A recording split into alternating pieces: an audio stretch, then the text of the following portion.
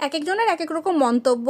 সব কিছুই পার্লারের আপুর দোষ। আর এই জিনিসটা হয়ে আসে বরাবরের মতন। চুল কেন এত ছোট করেছি, কেন এত ছোট করলাম, ওনারা এরকমই কাজ করে ক্লায়েন্টরা গেলে। আসসালামু আলাইকুম, সবাই কেমন আছেন? আশা করি সবাই ভালো আছেন। আমি আলহামদুলিল্লাহ অনেক ভালো আছি। আজকে এই চুল কাটের বিষয়টা যেটা দেখেন, আমি বরাবরের মতন ক্লায়েন্ট যখন এসেছিল তখন বারে বারে মানা করছিলাম, এত বড় চুল কেন কাটবা, আর এত বড় চুল কেটো না প্লিজ। যেই মাপ বরাবর দেখিয়েছে ঠিক সেই মাপ বরাবরই কেটেছি। এটা আপনারা ভিডিওতে ভালো করে যদি বারে বারে দেখেন তাহলে দেখলে বুঝতে পারবেন, কারণ লং ভিডিও হয়ে যাবে। একটু ফাস্ট করে দিয়েছি। তো হাত দিয়ে ওনারা বারে বারে ইশারা দিচ্ছিল যে এতটুকু করতে। দেখেন আমি কাটছিলাম তখনও হাত দিয়ে ইশারা দিয়ে দেখাচ্ছিল যে এতটুকু।